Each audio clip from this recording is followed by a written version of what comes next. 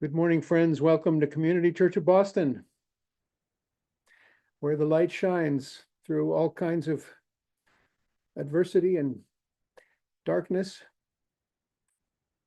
I'm glad you're with us this morning. Men of anger, men of war, my heart is filled with love. Tell me what you are fighting for. My heart is filled with love. This death I see won't make me numb. My heart is filled with love. Every boy, a mother's son. My heart is filled with love. Raise your voices, spread the news. My heart is filled with love. Buddhist, Christian, Muslim, Jew. My heart is filled with love. They all teach the golden rule. My heart is filled with love. Do unto others as you'd have them do. My heart is filled with love. I will not fear these foreign tongues. My heart is filled with love. There is a place for everyone. My heart is filled with love. I cannot make their will my own. My heart is filled with love. Fear can turn a heart to stone. My heart is filled with love. And I do not know my neighbor's name. My heart is filled with love. I love that stranger just the same. My heart is filled with love. Hope is rising from this place. My heart is filled with love. Divine wisdom, amazing grace. My heart is filled with love. Men of anger, men of war, my heart is filled with love. Tell me what you are fighting for. My heart is filled with love. My heart is filled with love. My heart is filled with love. Hi, everybody. Well, we have a totally different program than we expected, and a really exciting last-minute, wonderful one. It was supposed to be Kingsley Chen, wunderkind, child prodigy pianist, but Kingsley had a competition he's involved in that had to reschedule and is competing right now as we speak, so he could not be with us. Never fear. We have instead a wonderful replacement on last notice. I want you to all say hello to Ben Grosscup, who has been with us before. Ben is the director and leader of People's Music Network and does a wonderful job of organizing gatherings more than twice a year, physical gatherings twice a year, but all sorts of now online gatherings. Has also very successfully moved this organization into an online space and gathering thousands of new adherents and members, and a songwriter in his own right of social import. And we're really glad to be hearing some songs from Ben this morning. From Greenfield, Massachusetts, he joins us. Welcome, Ben Grosscup. Thank you so much, Dean. It's great to be with you. And I love that opening song. So beautiful. My Joyce heart is Anderson. filled with love. Say again the songwriter? Joyce Anderson from York, Maine. Joyce Anderson from York, Maine. Beautiful. I'm going to open up this morning with a song that was written by Woody Guthrie. But you'll hear it and you'll think, oh, that's not a Woody Guthrie melody. And it's not. The melody was from Ethan Miller. And the song is called Harriet Tubman's Ballad. And it tells the story of the life of Harriet Tubman. And one interesting thing about Harriet Tubman, we know about her in terms of the Underground Railroad creating a network of people who were facilitating the escape of enslaved Africans leaving slavery and coming to the North, coming to Canada. And the other thing about Harriet Tubman is that she was enlisted in the Union Army, and she recruited enslaved Africans from the plantations into the Union Army, which and then these these men fought on the side of the Union to crush the South. And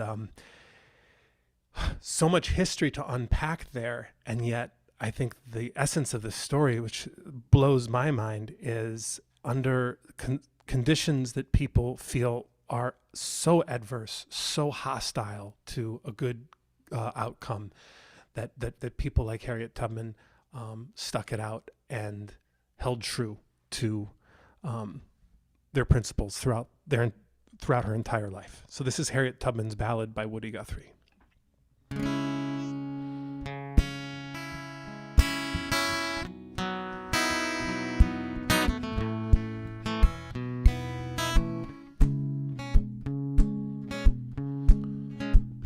I was 5 years old in Bucktown, Maryland, when into slavery I was sent.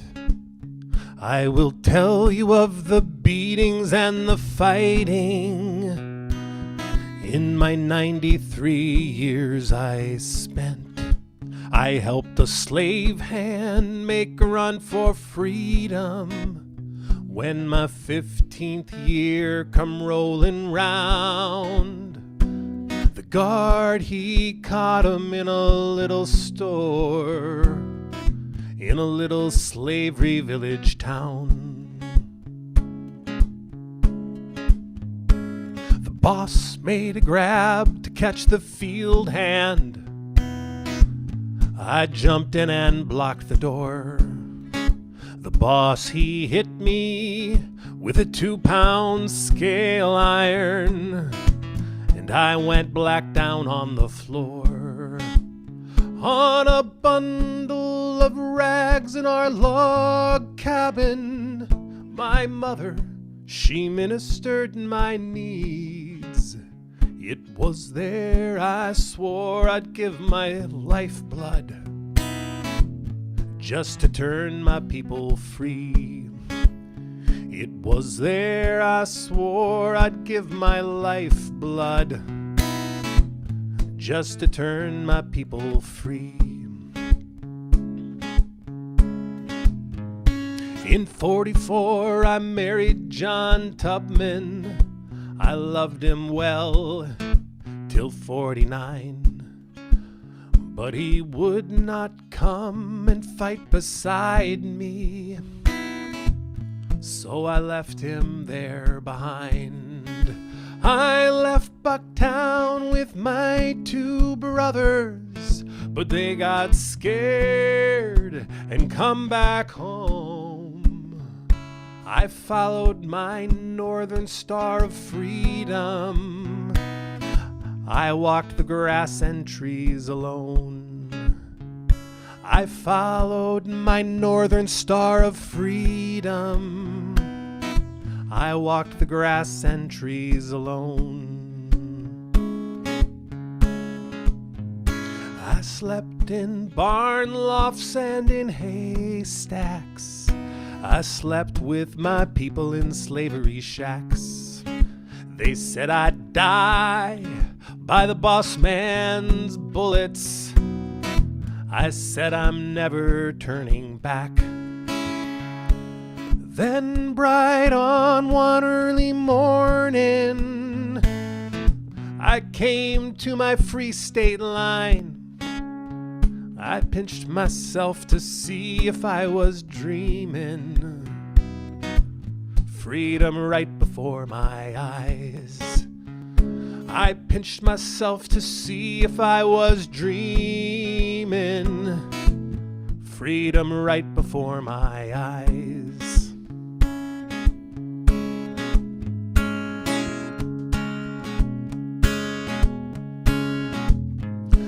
I went back down south to get my parents. Loaded them in a buckboard hack. We crossed 6 states and other slaves followed up to Canada. We made our tracks. One slave got scared and tried to turn backwards. I pulled my pistol right in front of his eyes. I said, "Get up and walk to your own freedom, or by this fireball you will die.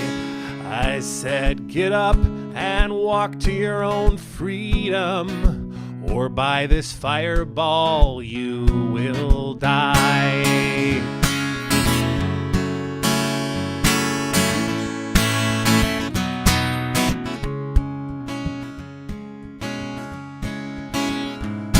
When John Brown hit them at Harper's Ferry, my man was fighting right by his side. When John Brown swung on the gallows pole, it was then I hung my head and cried. Give the black man guns and give him powder. To old Abe Lincoln, this I said. You've just crippled the snake of slavery. We've got to fight to kill it dead. You've just crippled the snake of slavery. We've got to fight to kill it dead.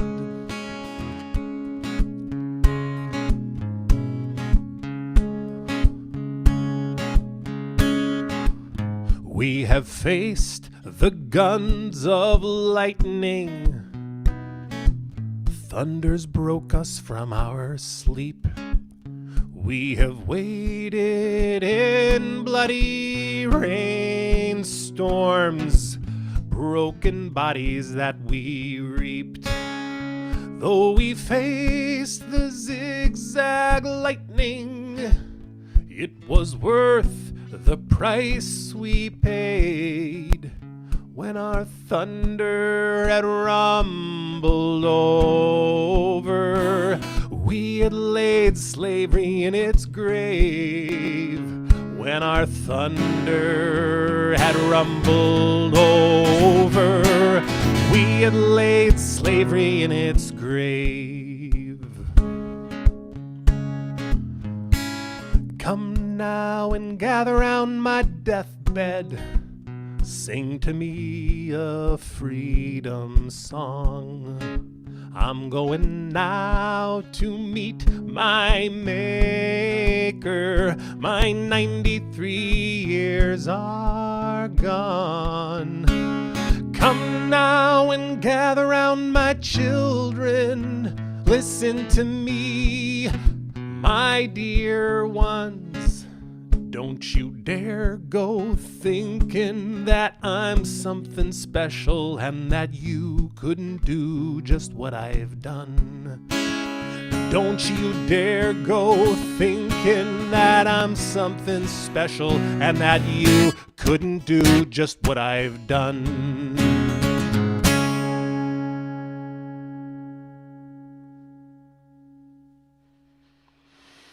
Thank you so much. Thank you, Ben. I love that little touch of humility at the very end. I'm nothing special, just like anybody else. Yes. That's an amazing song, and an amazing way to come to the end of Black History Month, which I've enjoyed in bed a lot, but watching a bunch of documentaries that just remind us, especially me, that the changes that happened in the 19th century with the end of slavery, and in the 20th century with the civil rights struggle, are much more important to the history of this country than the revolution, which was supposedly the defining moment. The revolution basically was a reordering of the money of the slave holders and the slave profiteers. Anyway, I want to tell you that I'm wearing this hat in honor of Joan Livingston, our beloved activist and friend and member of the church who passed away. We were to have a memorial gathering for her last night, and unfortunately, there was a police action in the Chick-fil-A that wound up in a one person dead, and also the street completely tied up for several hours, including when everybody was arriving. Suddenly got all these calls from people. What's going on? Are we still having an event at the church? And, I finally was able to gather what was going on. I was here going to just host it, the online part of it. But we have postponed the event. We have not set another date. There were several people online waiting to come on, and several people trying to get there by foot. And Sandra Harris, our president, was trying to get there with a car full of food and beverages. And so the reason I think of this is that Joan talked to me a lot about the USS Liberty, 1967 tragic event. Israel bombs a U.S. vessel in a false flag operation, trying to make Egypt look like they had sunk a U.S. vessel. It's a harrowing story that we're going to hear a lot more about. Philip Turney is the director, and also an alumnus of a survivor of the Liberty, justiceforliberty.org, and he will be joining us in the month of May to give a talk. I'm very excited about that, and a lot of other things. We have a new newsletter coming out this week, and we have everything lined up for March and April into May. A bunch of great things. So that was a sad thing happened last night, and I don't know if all of you know about last week. We were to have the W.E.B. Du Bois address on February 23rd. I was in the hospital on February 21st. Found out that our speaker for that day, Michael Burawoy, from Berkeley, California, had been killed in a hit and run pedestrian accident 2 weeks before. It just knocked us off our feet that this happened, and so our Du Bois address turned into a remembrance of Michael Burawoy, and also a remembrance of our member behind bars for many years, who was released in 2020, Arnie King. So it was very different than we expected, and I was hosting from a hospital bed. And that was my own tragedy, which I'll share with you, which is that on February 18th, I had a close encounter with the pavement while I was carrying 60 pounds of salt to make safer the sidewalk in front of Community Church, and ended up with a fractured hip. I now am walking around with a new hip and have been home since Monday, and it hurts like hell, but I have a new steed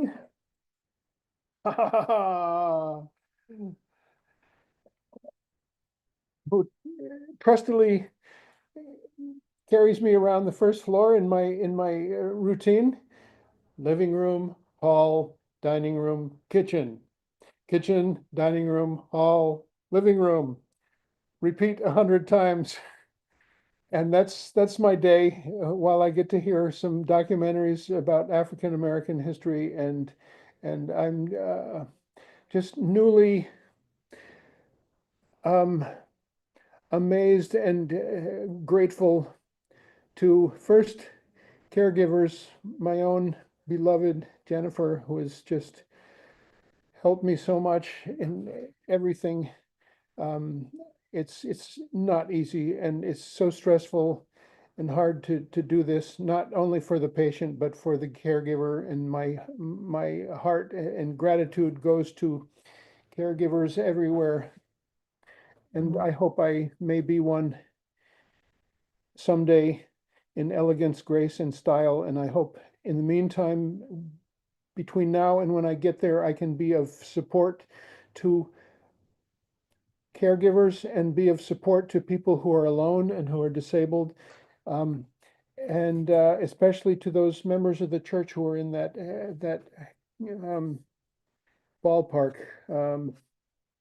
like Dick Crowley out in a nursing home in Ayer, like Judith Woodruff in a nursing home right here, 2 minutes away from us. Send greetings to David Woodruff, who is hopefully joining us. David and Judith are longtime friends of the World Fellowship Center.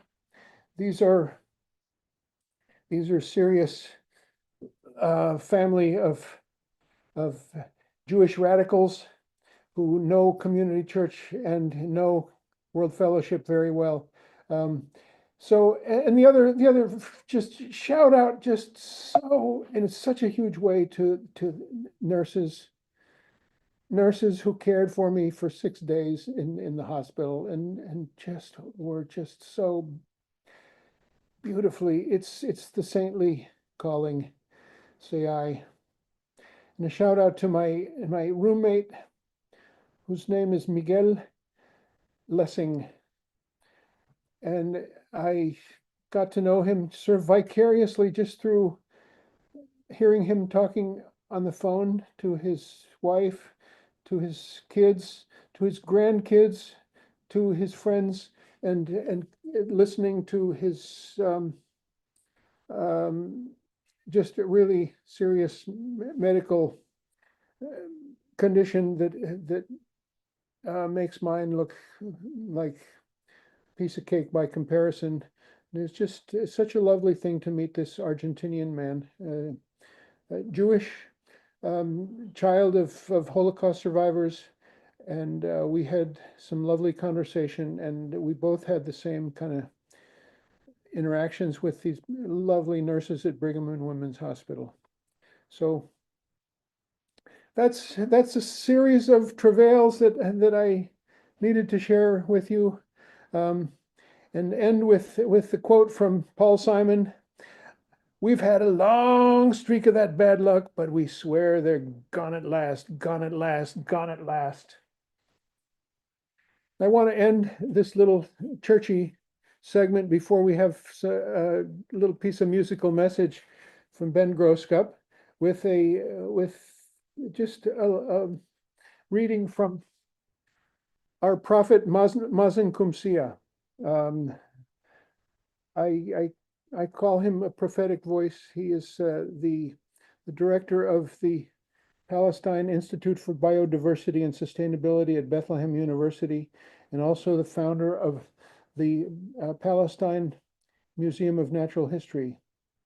And here's what he writes in his latest email. I urge you all to get on his email list because it really is insightful and very human look into the state of things, especially from Bethlehem, where he is located. The Palestine Institute for Biodiversity and Sustainability at Bethlehem University notes with grave concern that rainfall in our region is 48 to 49% of normal average for this time of year to now, and 38 for full average season. And since we do not expect more rainfall coming 2 weeks, the latter percentage is likely to hold. Climate change, of course, is wreaking havoc around the world, but the situation is exacerbated here by colonialism. The impact in Palestine will be catastrophic or on rain-fed agriculture, recharge of water aquifer, and availability of water this summer for a parched population already suffering from water injustice as colonial settlers take the vast majority of water, leaving local indigenous remaining people after ethnic cleansing less than 7% of the water. We expect horrific outcomes for our people and for nature. Meanwhile, the March of Folly continues, with the U.S. giving $3 billion in new weapons to the Israeli apartheid regime, gutting social services and fattening the U.S. military and industrial real estate tycoons' coffers. Gaza, Greenland, Canada, Ukraine are still on the menu. Rare minerals, oil, gas off the coast of Gaza, and more. Gold statues of Trump and Netanyahu. Oh my, oh my. Catastrophe looming ever closer on our planet. As Howard Zinn noted, you can't be neutral on a moving train, quote. Heading off the cliff, if I may add. We need to get off the train and we need to derail it. The humiliation of the comedian Zelensky at the White House is typical of how empires deal with their puppets when they finish their role. Nobody reads history and they repeat it. The pro-US Georgian President Mikhail Saakashvili was like Zelensky, a darling of the West. He lost 2 provinces to Russia and was dropped like a hot potato, betrayed by his handler in similar ways. Arab leaders, especially Mahmoud Abbas, Sisi, and MBS, need to be aware that colonialism is about real estate and profit, not about people. You will be dropped. Mark my words. Let this month of Ramadan be a month of reflection by leaders and go back to the only card they really have, besides their God, if they believe in one, their people. I also suggest a need for learning, reading, and acting on knowledge, like about the human impact on the environment. This is what we at the Palestine Institute for Biodiversity and Sustainability at the Bethlehem University do every day. You can read and be inspired by our annual report. And then Mazen includes several links to the main one is called palestinenature.org. And then there's another link to a recent BBC BBC documentary that was from the viewpoint through a child's eye, and it lasted a couple of days before the Zionist pressure took it down. But there's several other links. If you'd like me to forward you this email, I'm glad to. And then finally, I don't have my regular book of days by Eduardo Galeano, but it so happens I have a whole box of books by Eduardo Galeano in two languages, and in hardcover and in soft cover. So I have plenty to read from him. A quick poem. This is called The System. Functionaries don't function. Politicians speak but say nothing. Voters vote but don't elect. The information media disinform. Schools teach ignorance. Judges punish the victims. The military makes war against its compatriots. The police don't fight crime because they are too busy committing it. Bankruptcies are socialized while profits are privatized. Money is freer than people are. People are at the service of things. Eduardo Galeano, and here's the drawing that goes with it. If let's see, you can see that. Multiple Edvard Munch. Ben Grosscup, we look forward to hearing what we call your musical message. Thank you, Dean. Thank you so much. I wanted to start off with a song for Palestine and also for the student activists around the country who rose up last spring in a campus encampment movement to call out the complicity of their own colleges and universities in the machine of war and genocide that our country has been fueling, and that the people of Palestine, particularly the people of Gaza, but also the people of the West Bank, have been on the receiving end of that destructive force. And the song I'm about to sing is called "Shut Down the System Now," and I got the chorus from Jason Baker, a member of the People's Music Network. I think Dean mentioned him, the executive director of the People's Music Network. I'm not here speaking on behalf of the People's Music Network, but we are a group of activist musicians who use our songs in movements for justice and peace, and this is certainly an example of doing that. Because I've brought this song to many places in Boston and in Western Massachusetts, where the student movement has been very active. And I'm a huge believer in the power of singing together as a way of raising political consciousness and also raising a sense of solidarity. And I'm I'm just glad to see a place like Community Church of Boston, even under difficult circumstances like you had with the situation last night, still coming together in community and raising up these songs as a way to sustain hope for a better world. But anyway, if you want to sing along at home, please do. Shut down the system now. I came here for school so I could be an engineer. Shut down the system now. They want to use me as a tool, designing high-tech weapons gear. Shut down the system now. But I want to use my brains for pursuits that bring me pride. Shut down the system now. Not making fighter planes for the Gaza genocide. Shut down the system now. Shut down the system now. Shut down the system now. Raise up your fist and show you can resist them. Shut down the system now. I'll teach you that. Raise up your fist and show you can resist them. Raise up your fist and show you can resist them. Shut down the system now. So I opened up my mind and got a politics degree. Shut down the system now. And my professors tried to steer me to the U.S. Embassy. Shut down the system now. Where the policy is made so Uncle Sam can be on top. Shut down the system now. Even if when we invade over 1 million bodies drop. Shut down the system now. We're gonna shut down the system now.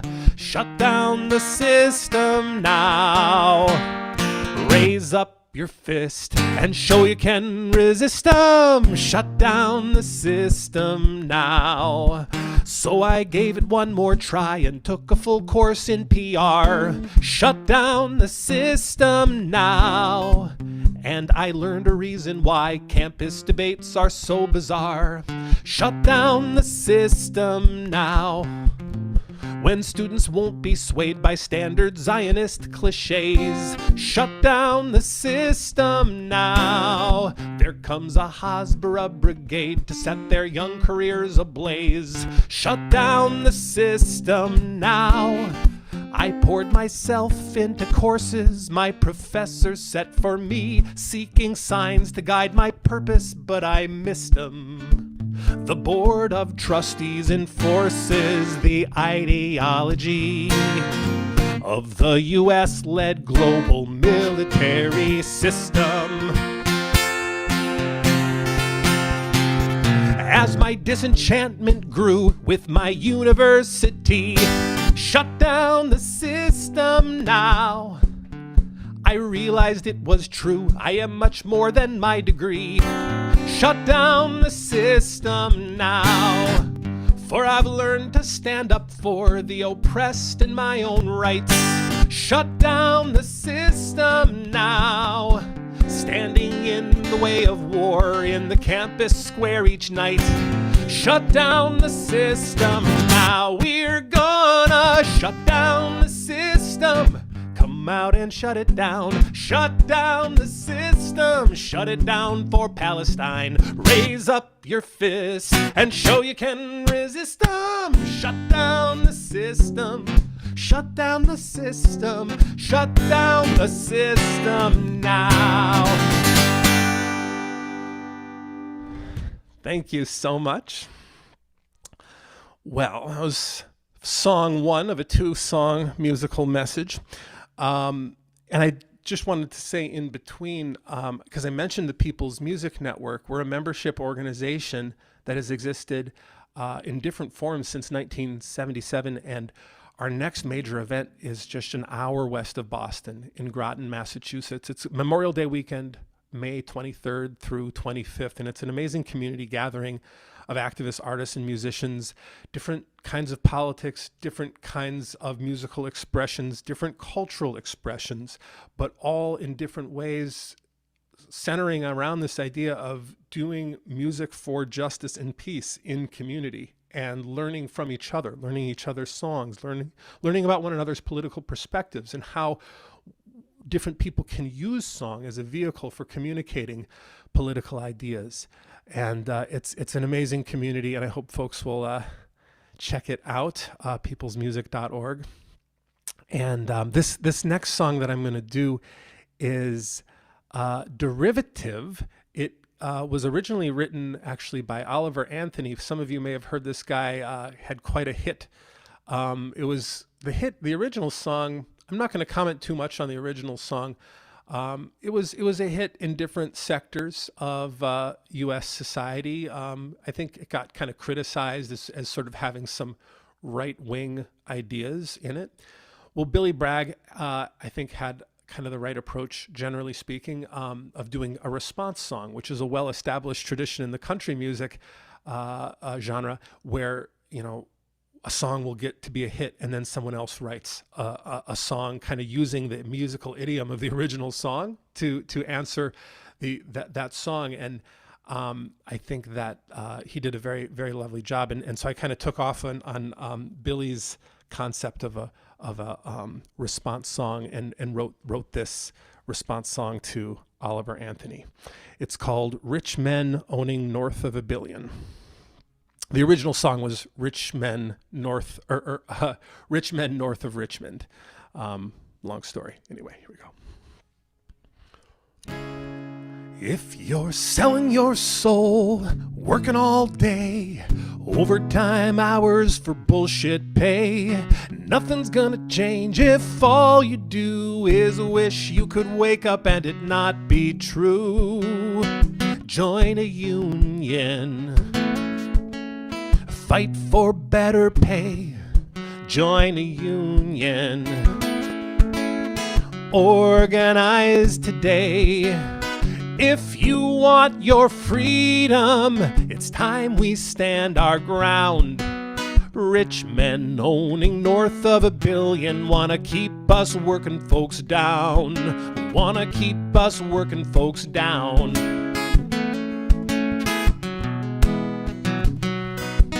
If you form a union, you'll soon find common troubles on working folks' minds. The dollar won't stretch, there's a family to feed. The health insurance doesn't cover what you need.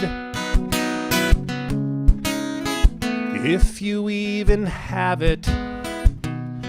So when your neighbor's in pain and he's putting on pounds and he takes a pill just so he can move around, something's wrong when we let him drown in the shame of being kicked so damn far down. Join a union.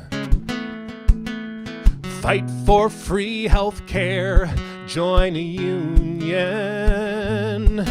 Tell the rich to pay their share. We face a common enemy, black or white or brown. Rich men owning north of a billion wanna keep us working folks down. Wanna keep us working folks down.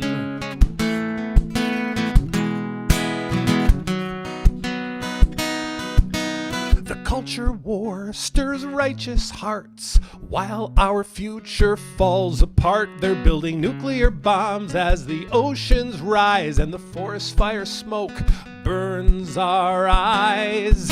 Well, the class war's here, it's nothing new. It's the rich against poor, not the red against blue. If you don't want the rich having total control, we gotta make the union roll.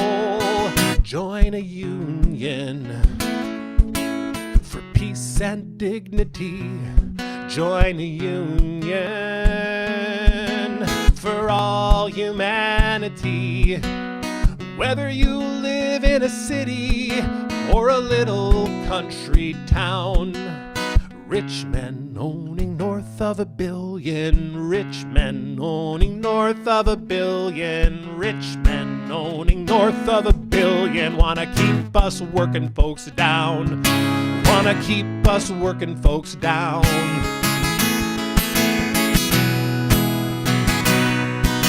If you're selling your soul, working all day, overtime hours for bullshit pay, join a union.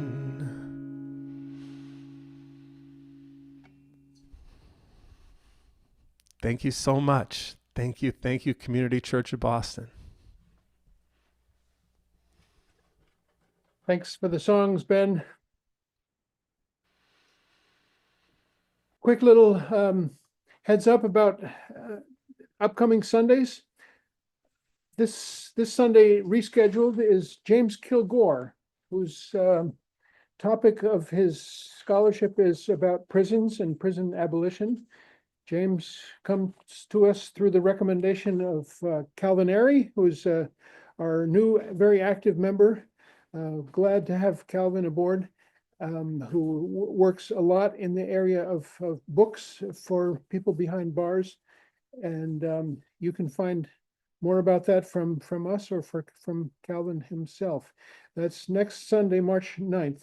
The Sunday after that is a beautiful documentary about the folk singer activist Faith Petrick, who departed from us at age 101. I don't know exactly how many years back, but this documentary has come together, and it will be screened live at the church. Among the hosts and commentators will be the Reverend Fred Small, who some of you know is a longtime first lawyer, then a songwriter and folk singer and traveling performer, and then UU minister, who eventually became the senior minister at the First Parish in Harvard Square, and is now called an affiliate minister for climate change or for climate justice. So Fred will be with us, and also one of the filmmakers, Estelle Friedman, will lead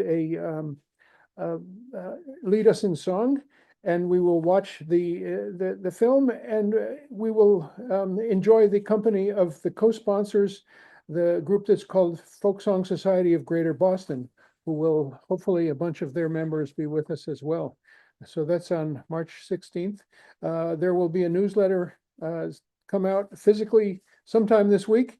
Stay tuned if you'd like a physical copy of the newsletter to come in the mail. We still do that, and proudly so.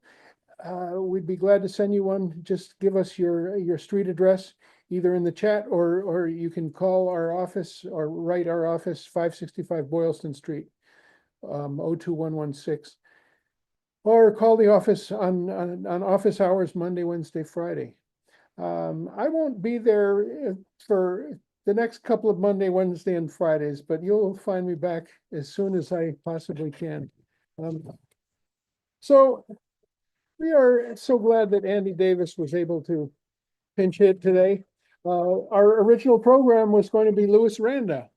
Louis Randa is the director of the Peace Abbey Foundation, which used to be the Peace Abbey in Sherborne, Massachusetts. And Louis, on Inauguration Day, was involved in an action in Sherborne with about 20 other people, and they all got themselves civilly, disobediently arrested. And they're having a hearing tomorrow at Natick District Court, which is in Framingham Courts building now. And they had to strategize this morning, so Louis needed to not be with us. In comes Andy Davis. Hello, Andy Davis. I go back about 40 years with Andy. Andy was a dishwasher at one of the first clubs that I sort of played at pretty regularly. It was called the Folkway in Peterborough, New Hampshire. And I have a great memory of the first time even hitchhiking from Boston to the Folkway to play there, and then numerous times during the 80s getting booked to play there, either with my partner Randy Sabine or with my other partner Kenji Ogata, or by myself. It was a beautiful, fun place. And then I found out about Andrea and Andy and their activism in Guatemala. And we met several places around that commonality of Central America activism against US imperialism and wars in Central America. And that was a beautiful thing. One time I was playing at the World Fellowship Center, and I was just leaving. In come Andy and Andrea, and they were auditioning for the spot of co-directors of the World Fellowship Center. I drove home and I immediately sent, I can't remember if it was email era or mail era, just to the directors saying, please hire these people immediately. And I don't know if it made any difference, but I like to think I was the the straw that broke the camel's back, or whatever the metaphor is, that makes me responsible for them having this beautiful run at the World Fellowship Center, which if folks don't know about that place, if you need a lovely summer redoubt to be not only rested but educated in social justice and all the activists that go there to congregate and present. That's the World Fellowship Center in the White Mountains of New Hampshire, which is where Andy and Andrea live as we speak, and are coming to us from their recently built house upon their retirement. And Andy is now taking up the mantle of storyteller extraordinaire, and he's doing a tour this summer, which will include a stop at Community Church of Boston, May 24th,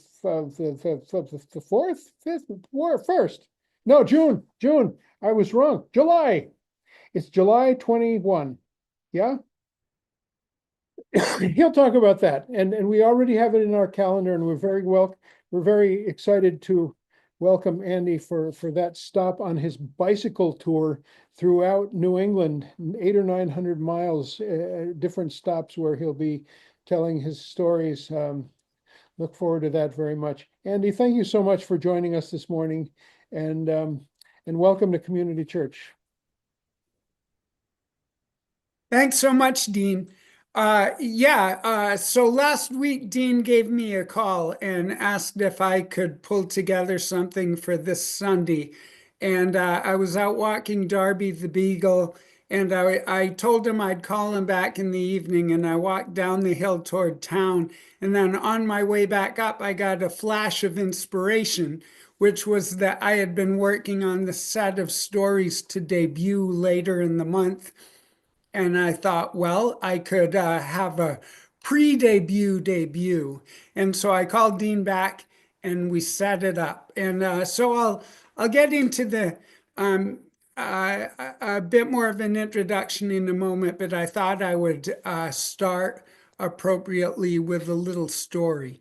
This story goes back hundreds, if not thousands of years. It began life as a Mesopotamian fable, and it was brought into the English language in the 1930s by W. Somerset Maugham and John O'Hara. You might recognize it, or at least the idea of it, by the time we get to the end. Long, long ago, back in the days of the grandmother of your grandmother's grandmother, there lived a prosperous merchant in the city of Baghdad. One day, he sent his most trusted servant to the market to purchase provisions for a great feast he was planning. But the servant returned empty-handed before very much time had passed. "Back so soon?" asked the merchant. And then he saw that the other man was ashen-faced and trembling. "Master, I went to the market, as it so often is. There were people shoulder to shoulder and elbow to elbow. I felt myself roughly jostled by a woman, I thought, and I turned to scold her and found myself staring into the face of the angel of death, who looked at me with a most horrifying expression. I have no idea what she meant by that, but I'm not taking any chances. I must leave the city immediately. Please loan me your fastest horse. I will go and stay with my brother in Samara. The angel of death will never think to look for me there. Well, what could the merchant do? This was a man who had served them so long and so well and never asked for anything. So he loaned him the horse. And the other man leapt on its back and gave a few words of thanks and farewell, and then dug his heels into the flanks, and the great animal and the man were off in a cloud of dust. At which point the merchant decided to go to the market himself. He was angry with the angel of death. There went my best man, and the angel of death had no right to scare him away like that. So when he arrived at the market, he waded in among all the people, looking into all the faces of men, women, old and young, all who shared the fact that one day they too would be called away by death. And then over in the corner, he saw the angel of death herself, also scanning the faces of all the men and women with her dark hood hanging low over her eyes. And he strode up to her and said, "Please, I have a word with you." And she cocked her head and looked at him expectantly. "How dare you scare my best man away like that? Who knows how long he'll be gone, whether he'll ever return?" And she replied, "Oh, I'm sorry. I didn't mean to scare him. That was a look of surprise he saw on my face. You see, I was astonished to see him here in Baghdad this morning, when I have an appointment with him this very evening in Samara."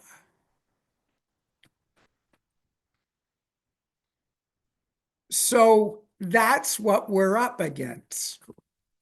I realized at a certain point, not very long ago, kind of reviewing the repertoire of stories I've acquired over the years, I realized that a great many of them, in one way or another, had to do with the fact of mortality or death.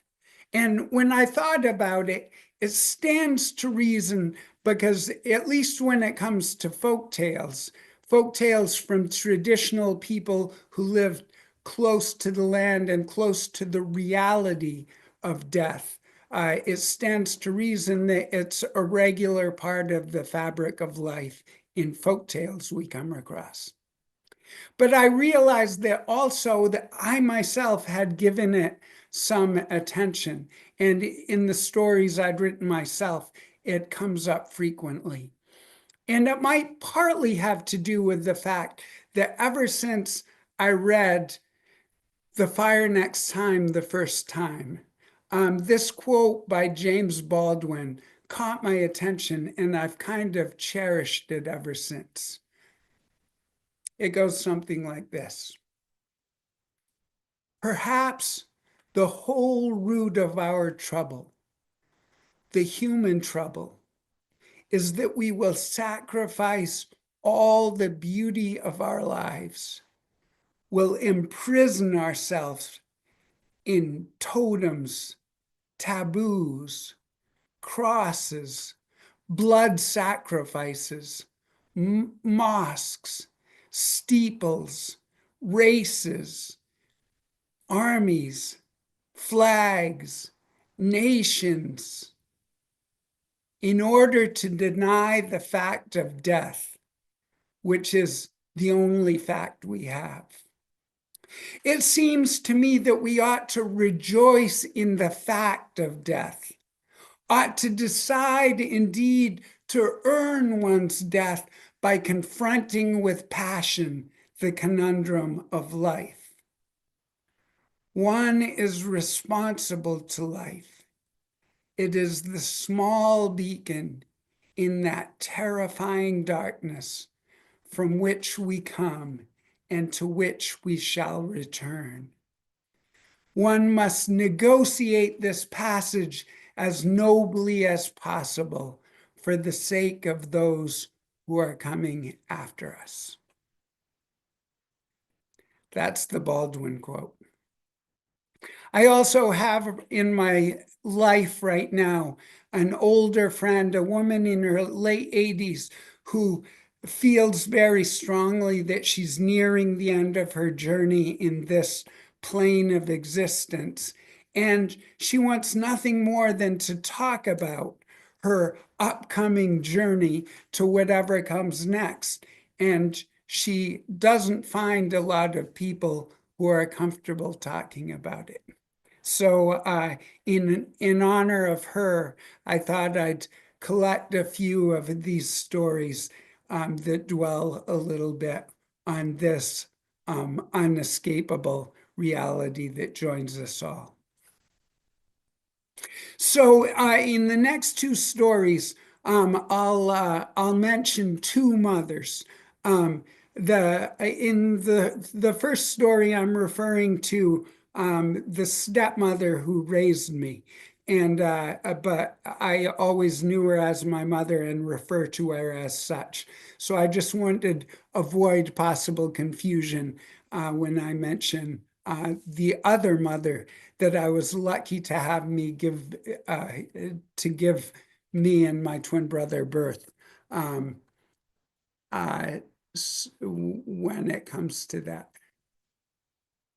Dean, you'll keep admitting people in the waiting room, right? The waiting room keeps popping up on my screen. Okay. My mother never wanted us to forget that she had a life before she met my father, and that she was adventurous in her youth. I never could forget because I treasured her stories, the stories she told, like the one about the time she and her cousin snuck into Corbin Park. Corbin Park is an ultra-exclusive game preserve for the super rich in western New Hampshire. It takes up part of 4 different towns, and it touches on my mother's hometown of Claremont. It was acquired by a Gilded Age robber baron and stocked with elk, moose, bison, bighorn sheep, Chinese pheasants, pygmy goats, and Eurasian wild boar, and who knows what else. It exists to this day. It's owned by 30 members, and they and their guests are the only ones who are allowed inside. And there are people who have lived right outside the perimeter of that 26,000 acre preserve and have never been inside it. So one weekend morning in the 1940s, my mother and her cousin Joan rode their bicycles down the road that dead-ended at the perimeter of the park. And they threw down their bikes, reached out, pulled themselves up, and went over the fence. They explored on foot for a few minutes when they heard some snuffling and snorting and looked up to see what could only be a wild boar coming straight at them. But fortunately, they were amid some trees. They were able to pull themselves up into the lower branches and find refuge there. But that wild boar circled their tree for what seemed like a very long time before it finally went on to whatever its next business of the day was. At which point, my mother and her cousin dropped out of the tree and climbed back over the fence to the side that had no wild boars. My mother was fiercely independent all her life, but she really came into her own after she left my father for the final time. And when she finally retired from nursing and was able to just set her own calendar and do whatever she wanted within the limits of her Social Security. And she was pretty content into her late 80s when she discovered that she had a ticking time bomb inside her, an aortic aneurysm. And then they delved a little further and found out she had a golf ball sized tumor in her right lung.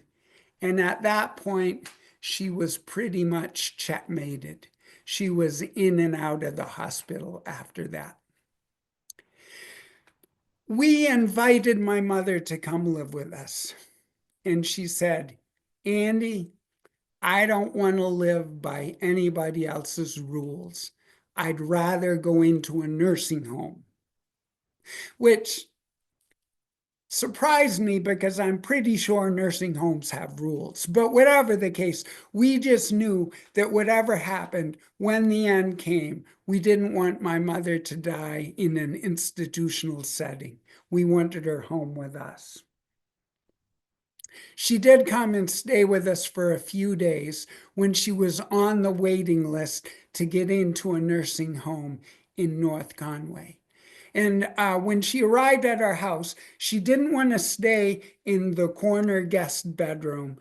She said it was too cold. So she camped out on the couch in front of the fire and cuddled with Darby the Beagle and was pretty content.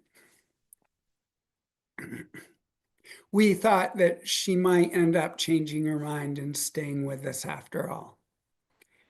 But this was about 7 years ago. At the beginning of December, I was off playing Scrooge in A Christmas Carol, and I came home late one evening to find that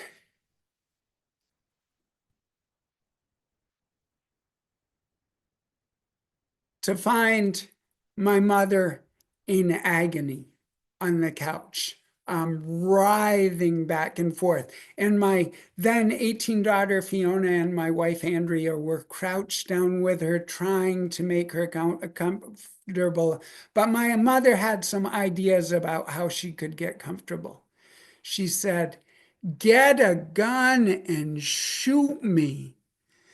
Then she said, "Throw me in the road and run me over with a truck."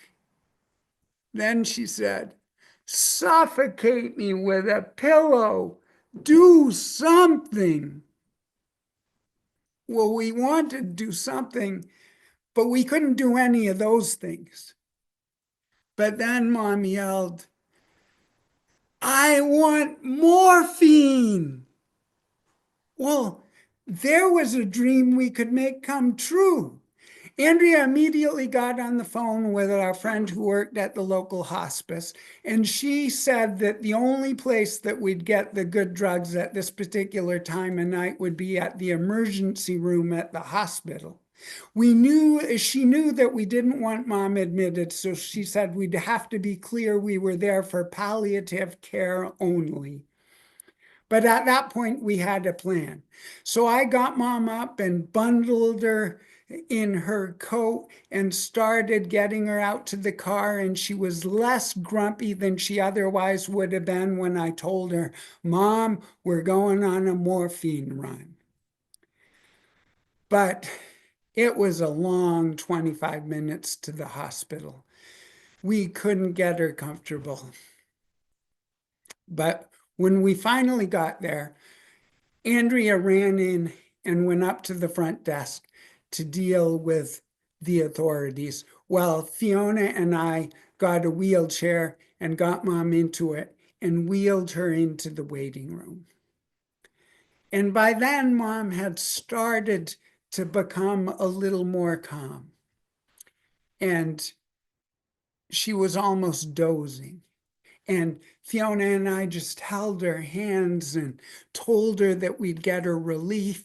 And then, not long after that, Andrea came in and said that we could go through the double doors into the first examination room on the right, which we did.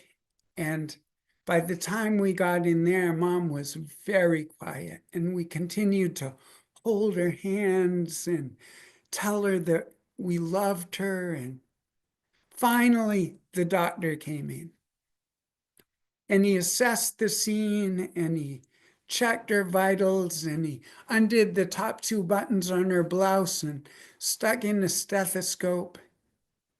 And then he put the stethoscope down and said, "Folks, I think she's gone."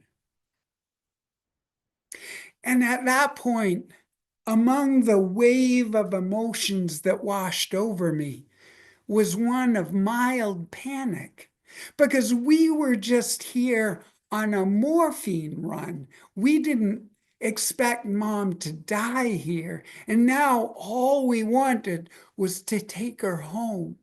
So I looked up at the doctor and I said, "Doc, we just want to have a good old-fashioned wake for Mom back home. So can we just take her and go?" And he looked like he had never encountered that before. He said, "Yeah, I guess so." And then he stepped out of the room. Well, we weren't waiting around for a second opinion. Andrea went to sign the paperwork at the front desk, and Fiona and I wheeled her out into the corridor, and we gathered steam as we went towards the double doors, but then we slowed down nonchalantly as we coasted by the reception desk, and then we picked up velocity again as we went through the glass doors out into the December cold and around to the passenger side of our car. Fiona pulled the wheelchair up close to the door while I opened it.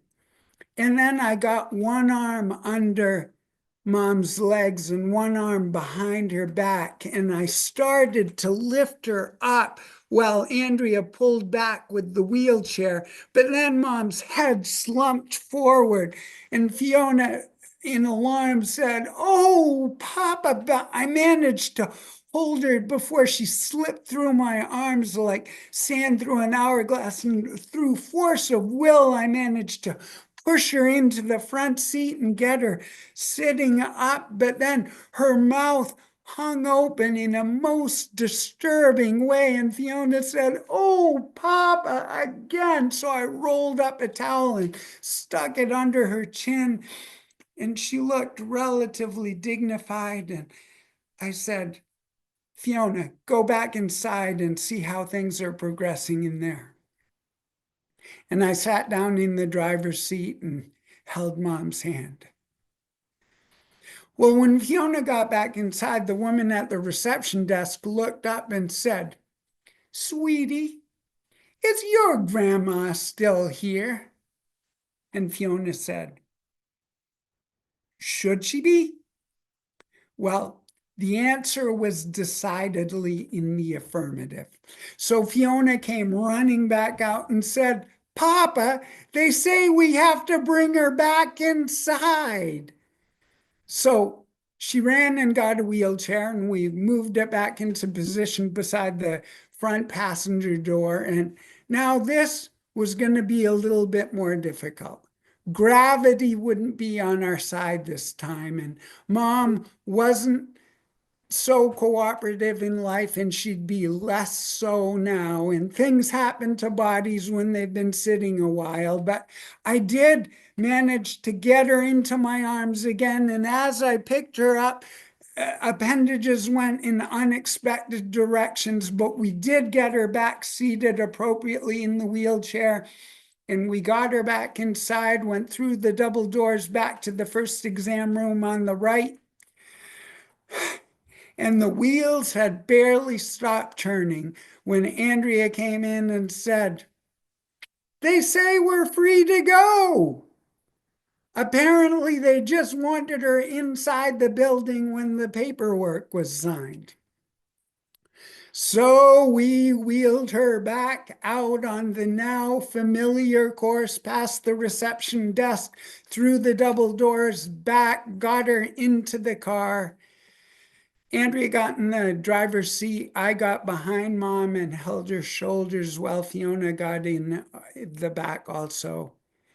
And we headed for home, just happy that Mom was more comfortable than she had been on the first leg of the trip. When we got to our house, Andrea pulled us close to the front steps as we could get. And then I picked Mom up again in my arms and walked up the steps and in the front door like the patriarchal archetype of a young groom carrying his bride across the threshold for the first time. And I carried her all the way back to that back corner guest bedroom that would now be conveniently cold. And Andrea and I washed Mom up.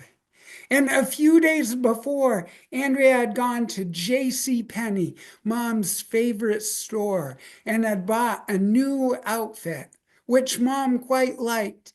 And Mom had said, "I'm going to save this for a special occasion." So we dressed Mom up in her brand new special occasion outfit, and we laid her out on the bed in that guest room with her hands folded over her tummy. And by then, my sister had arrived, and the nieces arrived a bit after that, and we told the story about 3 times of springing Mom from the hospital, and then it was time for bed. The next morning, we put out the word to local friends, and people came and paid their respects. And in the early afternoon, the local hospice choir arrived, the Silver Lake Singers, and we all crowded together into that corner bedroom and enfolded Mom with our love.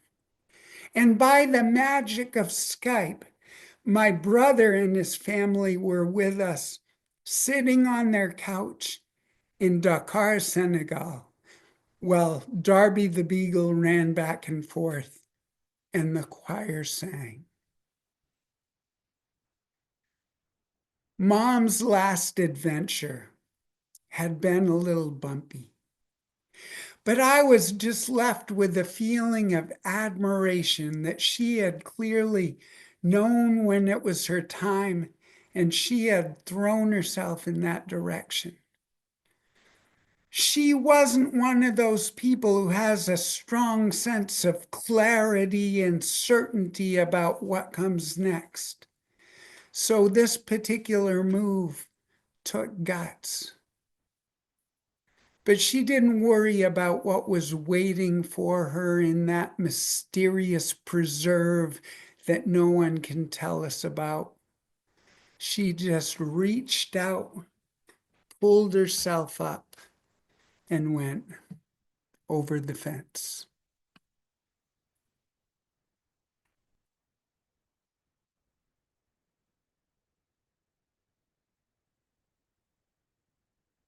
Thank you. Well, speaking of honoring those who have passed, I always go to funerals. It feels to me like the right thing to do, to honor the person who has moved on and to comfort those who are left behind.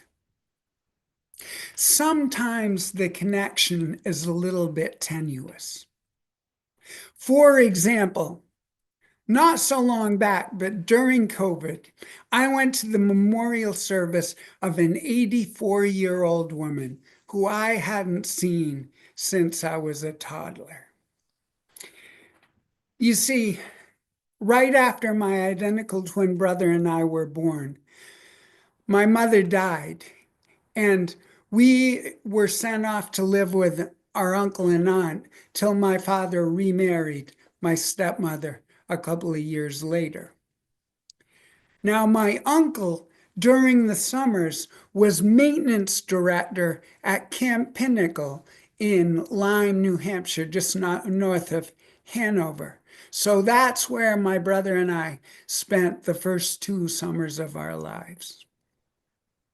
So when my cousin got in front of me, got in touch with me and told me that Hannah, who had been the cook at Camp Pinnacle during those years, had died, I decided to go to the memorial service, to be together with people who had known my uncle and aunt, and to maybe get a little more insight into that particular chapter of my origin story.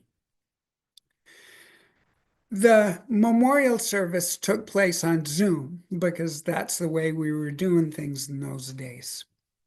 The main eulogy was done by Hannah's daughter, who told us about how Hannah had gone to UNH to study horticulture, and it was during those years that she had started cooking at Camp Pinnacle. And then after she left Pinnacle, she had gone on to some other exciting gigs as a cook on an expedition ship to Antarctica, and then at a wilderness adventure camp in Alaska. And after that, she had returned to the Upper Valley, gone back to the land to raise vegetables. She had loved a series of men and dogs, raised her daughter, and won the skillet toss at the North Haverhill Fair every summer. Well, after that beautiful eulogy, there was an opportunity for those of us in the gallery to chime in. And I spoke up and said a few words on behalf of my family, and immediately got a message back, a private message in the chat from a woman named Doris, who I knew had been the camp nurse during those same years. And she asked if I was one of Meg and Bob's twins. And I said that I was. And she said, well, she responded, give me a call after the service. I have a story I think you'll be interested in. So, and she gave me her number. So I called her up. And she started by telling me how hard Uncle Bob had worked. How, as maintenance director, he was responsible for everything from replacing a fill valve in a toilet to overhauling the transmission on the camp pickup truck. And this all kept him going pretty flat out from dawn till dusk. It kept him pretty occupied, leaving my Aunt Meg primarily responsible for my brother and me. And especially that second summer, we were becoming pretty mobile, and we were pretty much running my Aunt Meg ragged. So one day, Uncle Bob said to her, Meg, what we got to do is get these boys going in the same direction. Then they'll be half the trouble. Well, not long after that, he was fixing a washing machine in the laundry room, and he stumbled over something and looked down to find a large, well-engineered brassiere, a bra. And he saw in that magnificent undergarment the answer to Aunt Meg's prayers. He took it home and did a test fit on my brother and me.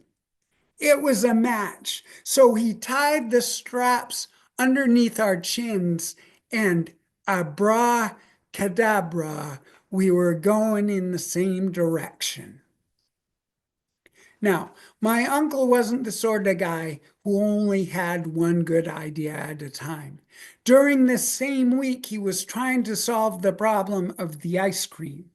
You see, Hannah, the cook, as you remember, was trying to make as much of the food as she could from scratch, but she hadn't solved the problem of the ice cream because it's very labor intensive. She hadn't found enough hours in the day to do it.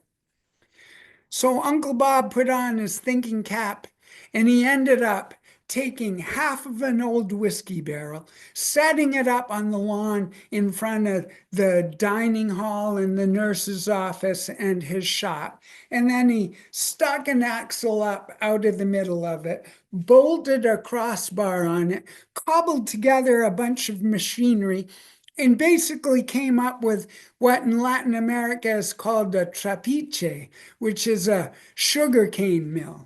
But his idea was instead of operating it, powering it with oxen, he would power it with hyperactive toddlers. So at this point, our routine for the day changed. In the afternoon, when pretty much everybody at the camp was down at Post Pond taking a dip, and when my aunt was over in the cabin taking a much deserved nap, we'd get dropped off with Hannah at the dining hall. And she'd give us a snack, sit us down at a dining room table and give us a snack.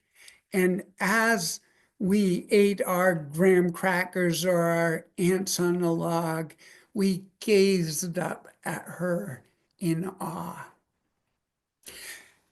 I don't know if the image I have in my head is from firsthand memory or from what I've seen of old color photographs, but in my mind's eye, she was tall with thick dark hair pulled in two braids on either side of her face, which bounced when she laughed, which was often. She had powerful forearms from throwing around stock pots and handling a 10-inch chef's knife.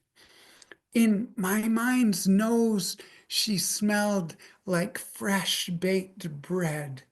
Well, we adored her. She liked us, and she was so kind and entertaining. She could get us to do anything. So after our snack, she'd enlist our help in bringing the ingredients for the ice cream out to the ice cream trapiche, and then we'd put them together. And then she'd hook us up in our brassiere harness and hook us to one side of the crossbar.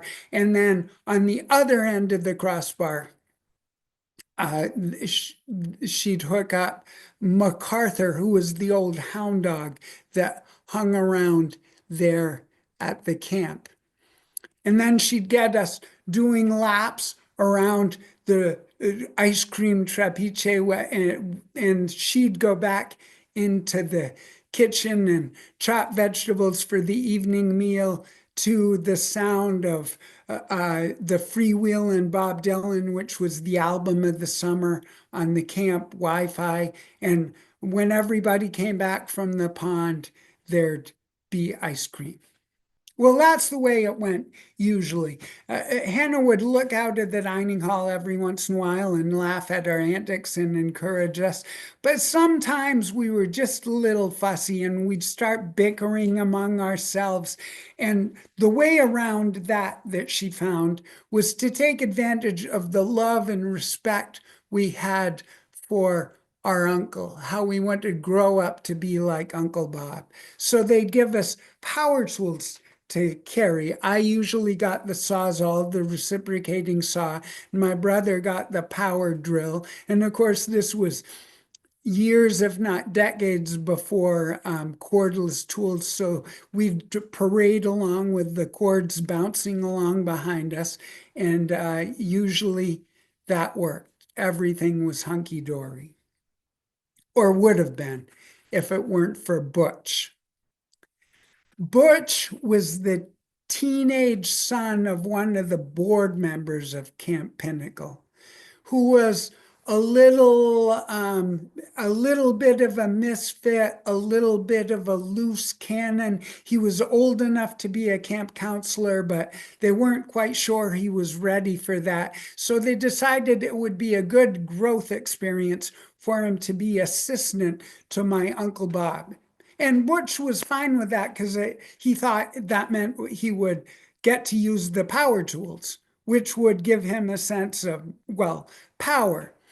But Uncle Bob knew how bad things can go, how quickly when somebody who's not ready for them or not quite predictable uses power tools. So he kept Butch busy scraping one of the camp buildings to be painted and mowing and things where he could get into less trouble, while my brother and I got to carry around the power tools. And the way things turned out, it seems like maybe Butch resented that.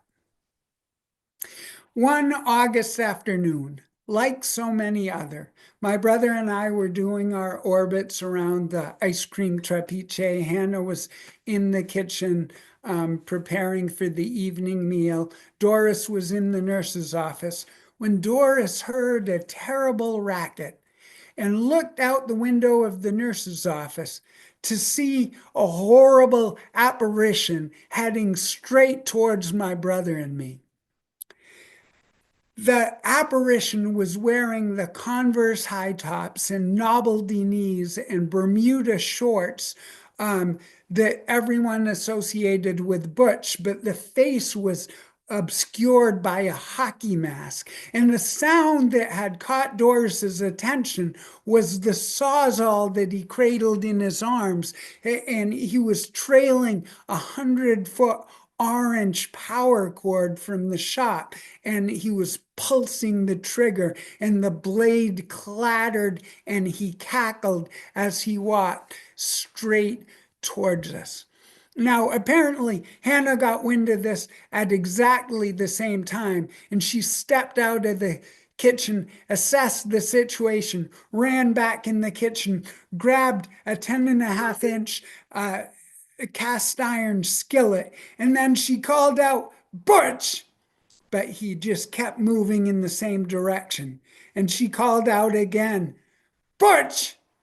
And he kept moving straight towards us. So without another word, she took one step forward with her left foot, reared back with her skillet hand, and then stepped forward with her right foot and launched the skillet into the air. And it reached a zenith of about 8 feet in the air, flying perfectly straight and true. And then it began to descend, and it was flying at about 18 inches above the ground when it made contact with the back of Butch's right knee, which knocked his right knee forward and flapjacked him onto his back. And Hannah and Doris were on him in a flash. Doris brought 3 rolls of cloth medical tape from the nurse's office, and she quickly wrapped the tape around his 2 arms and the sawzall, kind of double splinting him. And then she and Hannah sat and spoke to him gently and calmly until everybody got back from the pond. And then Doris and Uncle Bob brought Butch down to Mary Hitchcock Hospital in Hanover, where he was able to see a counselor and get an assessment and get the help he needed. And Doris said he was able to return to work a week later. Well, anyway, when Doris finished that story, I felt a bit of a shudder just at what could have happened. Who knows what was on Butch's mind, whether it was a terrible prank or something more sinister, but I just thought of how Hannah's warrior goddess gesture had saved us, how she had channeled all her mother bear energy on our behalf. And my next thought was just one of sadness that we hadn't stayed in touch over the years. Because someone like that, you'd want to know your whole life long. Well, Doris and I talked for a few more minutes, and then I told her that I'd be sure to call her up again soon to get more stories from the old days at Camp Pinnacle. And if she tells me anything half as interesting as what I've just shared with you, I'll be sure to come back to the Community Church of Boston and pass them along. But in the meantime, go to the funeral. It's the right thing to do, and you never know when you might come out of it with a good story.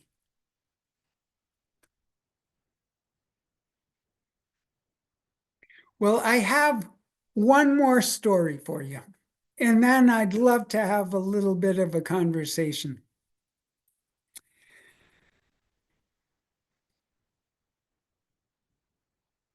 In the first years of the 20th century, the Irish playwright John Millington Synge wrote periodically for the Manchester Guardian, the English newspaper. He sent off periodic dispatches about sociological conditions in the west of Ireland and in County Wicklow in the southeast.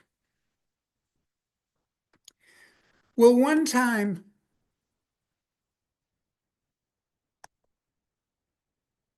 Synge was out walking in Wicklow after a heavy rain, from one village to another, across a series of hills. And in each valley through which he passed, he marveled at the strange splendor that comes over a place in Ireland after wet weather. And he looked with awe at the heavy banks of white cloud that were rolling down the hillsides toward him. Well, he was heading up a steep grade when out of a ditch alongside the path, there came an old man with a pointed white face and heavy beard, who fell into step alongside him as they continued their way up the hill. And they spoke together of small matters and of the weather. And then the old man began to speak in earnest. He said, "There have been 3 cruel plagues that came over Ireland since I was born in the West. The first was the great wind of 1839 that ripped up all the grass and every other green thing. The second was the terrible blight that arrived on June the 9th, 1846. Until that day, all the potatoes were clean and good. But at that morning, a heavy mist rose up out of the sea, and you could hear a voice speaking a mile away over the stillness that was on the land. And that's the way it continued for the next day and the day after that, until all the stalks of the potatoes began to lay over on their side with all the life gone out of them.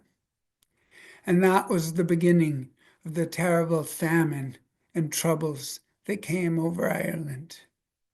But it seems, I suppose, that the people continued in their wicked animosity one against another. And so the Lord Almighty sent down a third plague, and that was the sickness known as the cholera. And all the people went out of Sligo. 'Tis in Sligo I was reared. At that time, you could go out into the main street of the town at noon of day and not see another soul. You could knock on one door and another after that, and have none of them open to you.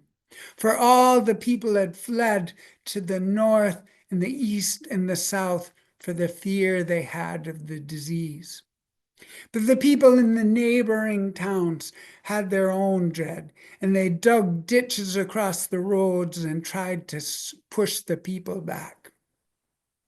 There was a law then, at that time, that if there was any sickness at all in your house, you were to inform the authorities, and if you did not, they would send you to jail. Well, there was this man whose wife took ill, and he gave the proper notice.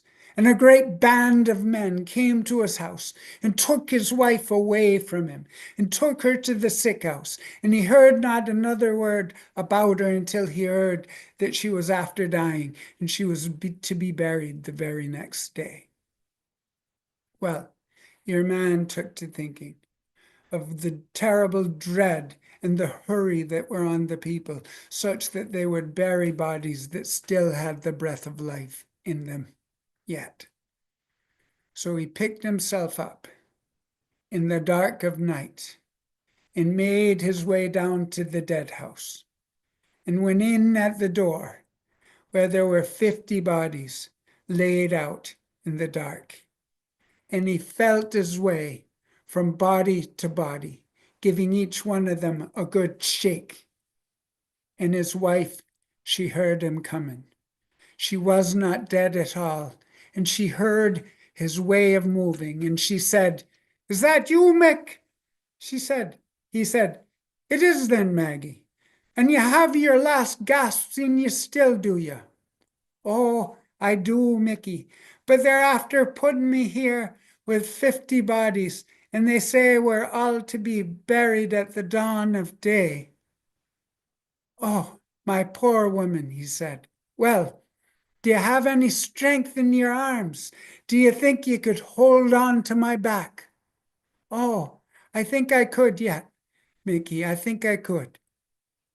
So he picked her up onto his back, and he carried her out of there. And he carried her home on the most unpeopled byways and the quietest paths until he got to their house, and he laid her down in their bed.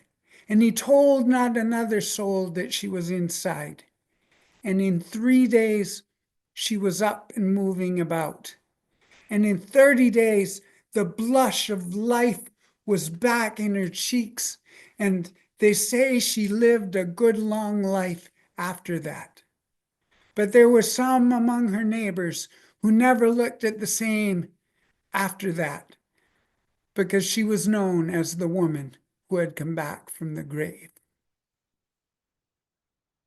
Well, after the old man finished saying what he had needed to say, he and Singh continued up the path a good ways before their paths diverged.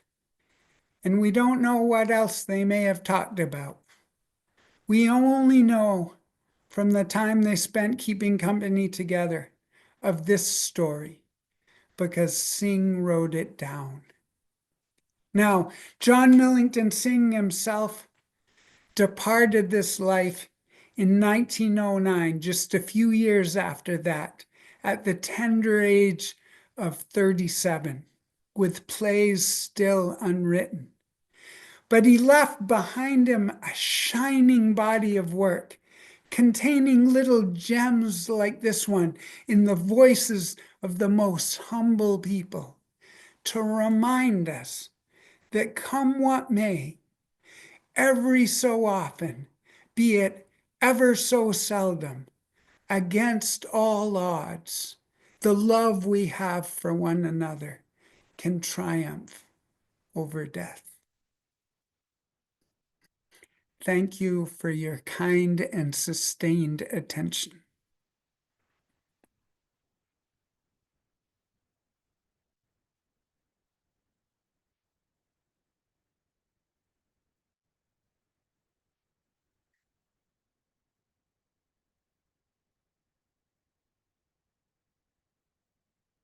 You're not back yet, Dean. Dean, you're still muted.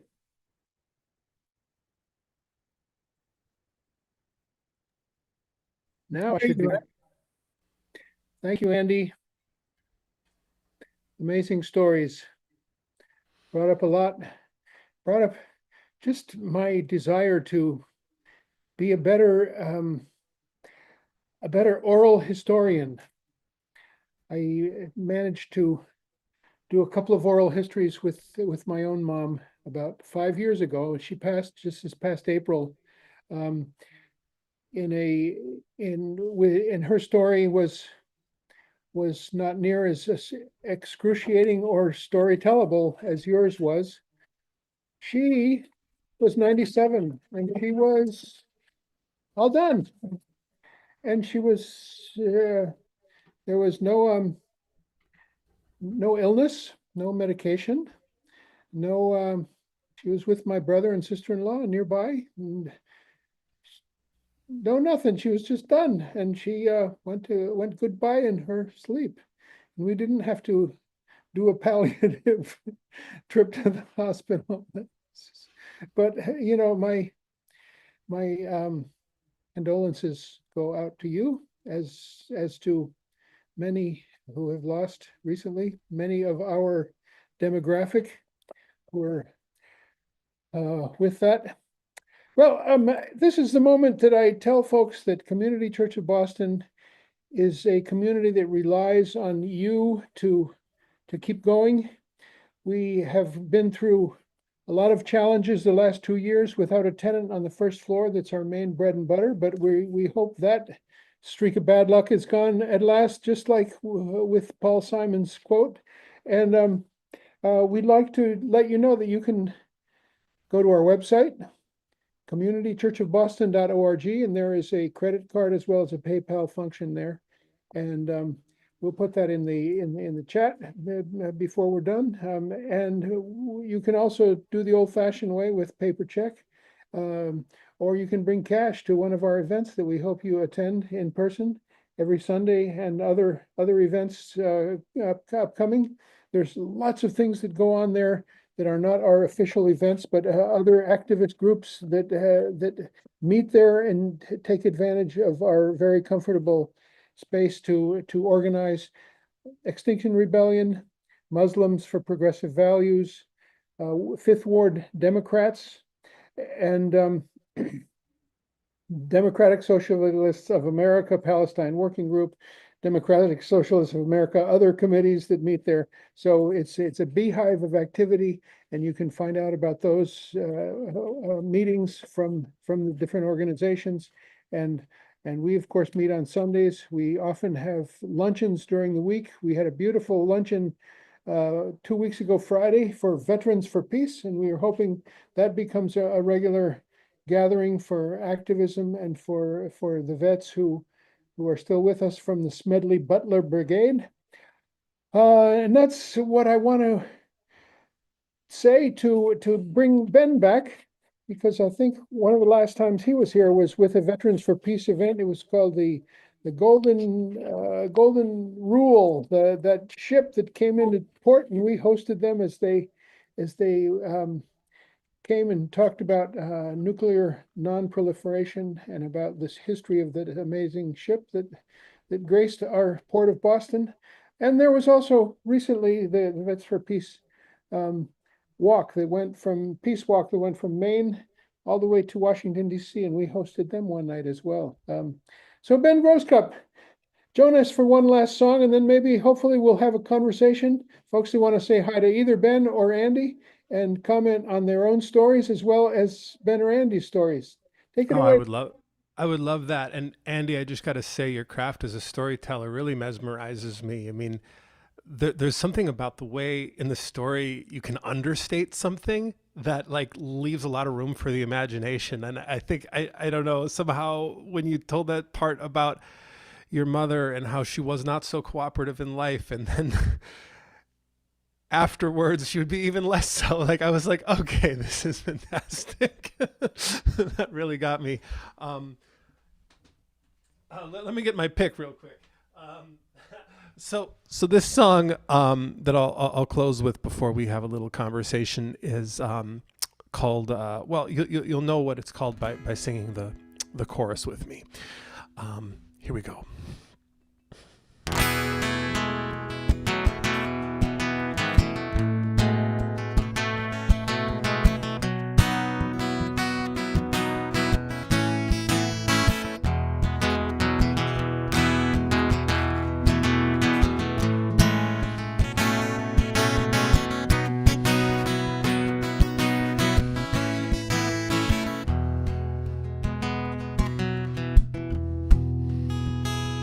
We are 7 billion people.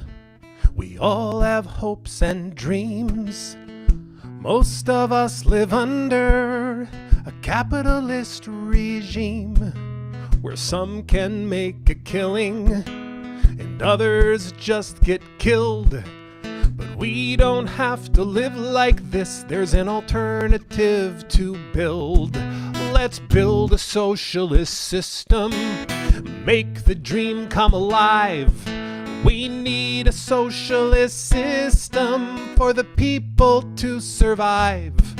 Let's socialize the profits to help the people thrive. We need a socialist system for the people to survive. 7 billion people, how can we all succeed? Not by competition for the basic things we need, not by exploitation of our dwindling natural wealth. We need a system that promotes cooperation and health. Let's build it, build a socialist system. Make the dream come alive. We need a socialist system for the people to survive. Socialize, let's socialize the profits to help the people thrive.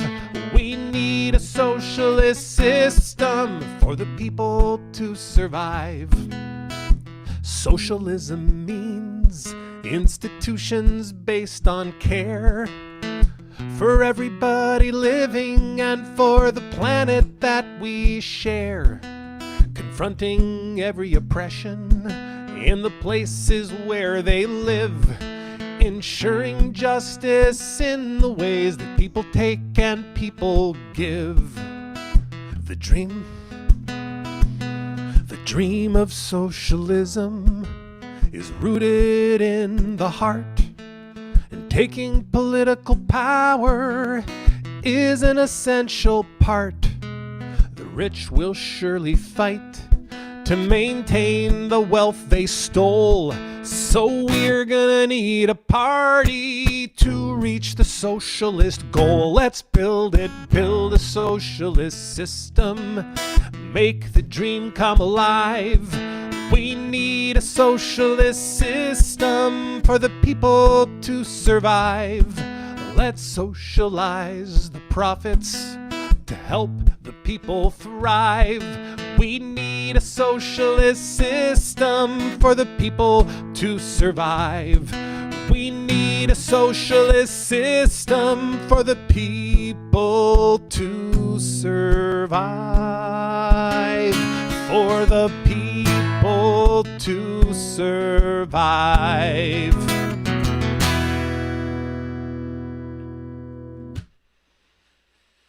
Thank you, Ben Grosscup. Thank you.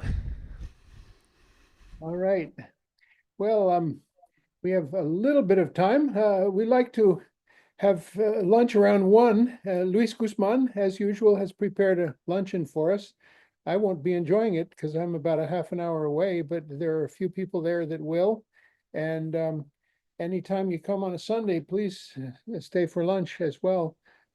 Wonder if there's anybody who wants to say hello, who has their own story, or who wants to comment on either Andy's stories or Ben's songs.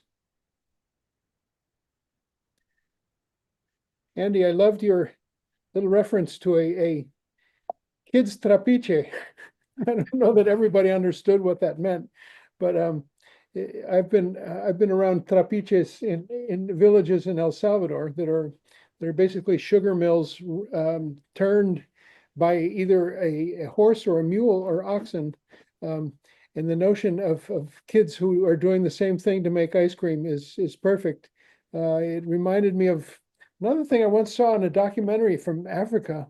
It was a well that was powered by a children's like merry-go-round toy. The kids would jump on and turn and turn and turn, and that brought water up from the well. And another thing was that your story about mom reminded me that there's a story by Wendell Berry that's very, very close to that. It's about a guy, a farmer guy, whose dad is in hospital on deathbed, and the guy devises a scheme to wheel the hospital bed out to the flatbed truck, and with the help of his brother, roll dad into the back of the flatbed truck, and they drive him home to die. I don't remember the name of the story, but I remember it was Wendell Berry, and it was a beautiful story. Wendell Berry, who was a I'm gonna look for that. That sounds great. Dorothy, say hello. How are you? Unmute. Dorothy, you're muted. Unmute, Dorothy. Okay. Now, yeah. I'm very happy to have been able to be at this service and to have the surprise of having Andy read. I don't know if you call it read. He performed his stories. He gave us his stories, and they were wonderful. And I laughed, and I almost cried, and I just thought they were great, absolutely great. And it's something wonderful to have Ward Fellowship remembered here. I think many community church people should go up there more than do currently. I've gone through the years and appreciated Andy and Andrea's leadership and getting to know them and their daughter, Fiona. So it was a great experience for me, and good to see you, Dean, managing. Good luck with your continued progress and being back there. Okay. So thank you, Dorothy. So nice to see you. Yes, very nice. nice. See you up here very soon. I hope to see you up there soon. Thank you, this summer. Good. I also want to share something else, which is that while in hospital bed, I was visited. They asked me in the ER before I was admitted to a room what religion I was, and that's always a hard one. Sometimes I tell people that I'm a Quaker Unitarian Zen Jutheist, but then I add the proviso that when I'm in El Salvador, I'm very Catholic because I know about those people and the struggles they lived through, and that their faith was something that sustained them and through the worst and horriblest of wartime. So that was going to be my question to the attending admittee, and I thought I'd revert to Woody Guthrie's answer to that question when he was admitted to hospital as to what his religion was, and his answer was all. And anyway, whatever it is she put down, there's not a spot on my questionnaire for that. So whatever she put down, I got a visit from I hope I get her name right, Margaret Deason. It turns out Reeser. It turns out Margaret is from Tamworth, New Hampshire. And Margaret knows Andrea and Alan and Andy well also knows my friend songwriter Peg Loughran, who lives in Tamworth, New Hampshire, well, and who's a wonderful farmers market baker and singer and songwriter, and also knew the whereabouts of the grave of Bill Morrissey, the great songwriter who lived up there. And someday, my friend Jeff Bartley and I are going to come up and make a pilgrimage to visit Bill's grave. So it was just a marvelous time with this chaplain, who is a chaplain in training, Unitarian Universalist, and what a bunch of shared friendships. Another one was Heather Pearson, who lives in Conway, who is a magnificent songwriter. We have never had her at Community Church of Boston, but a couple of times at other venues that I've hosted her, and is also a sort of Unitarian Universalist self congregation. I always lose that word. Ordained, congregationally ordained UU minister. In other words, she didn't go to seminary for decades to get trained, and she's a music person in Conway. So that was a beautiful little coincidence to have. Another beautiful coincidence to have, and I won't go on too long because it's 12:59 and lunch. I can smell it from here, half an hour away. But was that I got picked up off the street by an EMT who I did not recognize, but on the way on our trip to Brigham and Women's Hospital, I realized that he was Ziggy, the son of Carl Kurtz, the founder of Bikes Not Bombs, and Ziggy, who went to school to my son's same school, Mission Hill School, a couple years after my son. And so what a beautiful thing. Carl is in the midst of doing some handyman work for us, and I love those connections. It's a really small world. And so on that note, I want to just say thank you to Ben, and thank you to Andy and all of you who joined us today. Keep up the good spirit. Dean, could I say one final thing? Of course, Andy. Which is, so the past couple of times I've been at Community Church, which it's been so fun to be with Ben both times. And the first time was not long after the war in Gaza began. And I felt, even though I was talking about labor issues and so forth, that particular time, I felt a little somehow self-conscious at not directly like addressing the matter at hand that Ben was doing so well in his songs and so forth, and that you were, Dean. And this time, like, it's also interesting not to be addressing the matter at hand, to be telling stories about something else entirely. But then I thought about the set of stories I told and realized that they all pretty much have to do with direct action. And it's just the beautiful thing about stories that even if they're indirect, they plant the seed, hopefully, about, getting your mother the heck out of the institutional setting and getting the heck out of Baghdad, even if it's not going to turn out so well in Samara. And, throwing the skillet when you need to, and all of that. So it's just an interesting reflection about pointing to what we need to point at, even when we're not, even if we're doing so obliquely. Well, Andy, and if I can say, I have it, like, I appreciate what you said about, like, okay, so my songs are like addressing in a kind of a direct way the genocide in Gaza, and there is also a craft and an art to storytelling that doesn't have to always be direct in that kind of way, and there are other ways to approach it. And I think of like the Harriet Tubman song, You know, I mean, I don't generally write songs like that, but I love to sing that song in particular because it tells a really powerful story.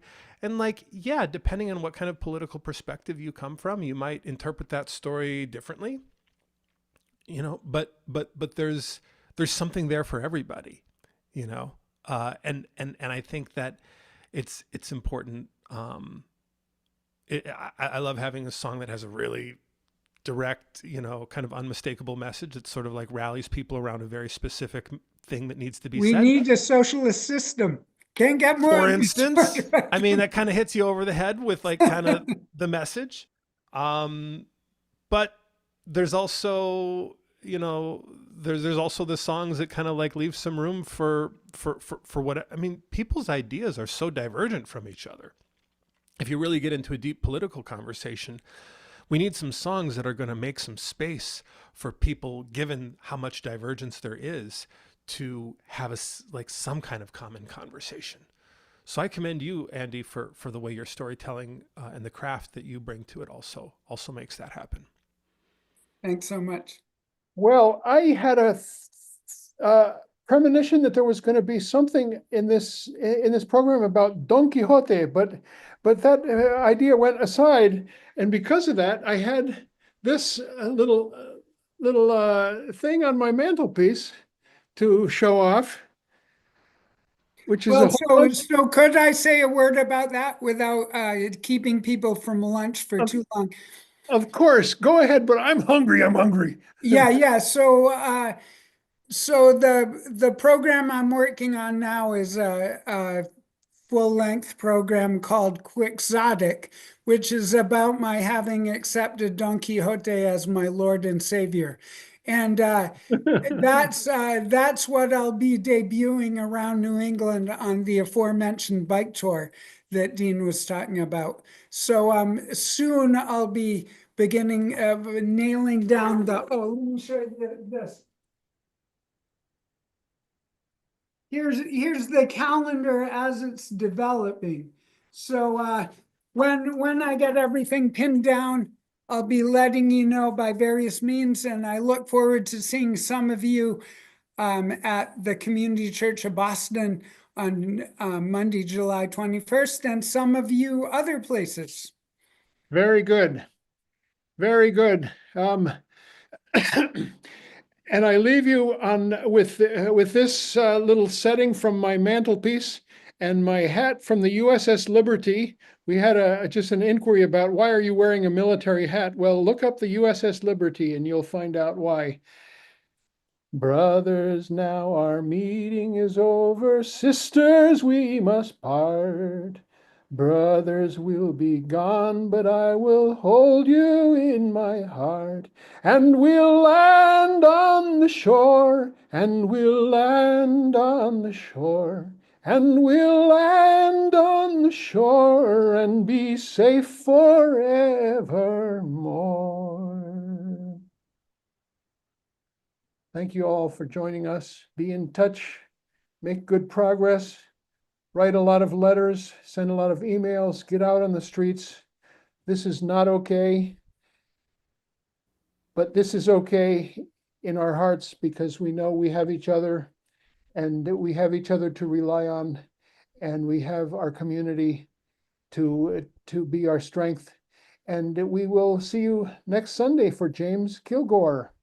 Music by a duo named Fuzik Rosoni. They are from Rhode Island and doing wonderful social justice songs and singing. I'm looking forward to meeting them. They're the first time I've met them, and they're going to be in person at the church. And hopefully I will be too. I have to get it cleared by my PT and my wife, but that's not a difficult challenge. I don't think. I'm not sure. Folks, thanks for being a community church. Thank you, Amar Ahmad, for doing all our tech work and putting our video together. There's a bunch of different talks coming up, including this is a great one. March 10th, not far away. Representative Ro Khanna will join us. I hope you will all join us for that webinar. He's on the forefront of this battle I really admire Representative Rokana a whole lot, and other speakers as well. Amar, are there any right off the top of your head that you would like to add to the list of announcements before we say goodbye? June 10th, Jeffrey Sachs. June 10th, Jeffrey Sachs. April Powerful. 10th is Jody Evans from Code Pink. Jody Evans, April 10th? April 10th. The next day, April 11th, here at Community Church in the auditorium is Lawrence Wilkerson and Dennis Fritz. Yeah. And a week, that's a Friday, April 11th, and we hope to have a good turnout for that. And then a week after that, on April 18th, on Zoom, we have Ambassador Chaz Freeman. He'll be speaking about China. The title of his talk is The U.S. Competitive with China. So that's on Friday, April 18th on Zoom. A week before that, Friday, April 11th, is Lawrence Wilkerson, Colonel who was Chief of Staff to Colin Powell, and Dennis Fritz, talking about Dennis Fritz's book, Deadly Betrayal, the truth about why the U.S. invaded Iraq. Oh, and also later this month, on March 29th, we have very popular European Norwegian podcaster, Glenn Deason. He's going to give us a talk about Ukraine and Europe. So if you guys aren't familiar, check out Glenn Deason. Just search him on YouTube. But he'll be speaking with us on Saturday, March 29th, later this month. Lots to take in, lots of powerful programming coming up at Community Church. Thank you all. And I'm just going to leave it open. I just had some friends walk in who brought us lunch. We've had so many people bring food. It's just lovely. I'm just so grateful. My heart is filled with love, to quote that song that we started with. Thank you, everybody. Ben, Thanks, I'll Dean. be in touch with you offline about what we talked about, okay? Wonderful. Take Thank you care. so much. Thanks, Bye. Amar.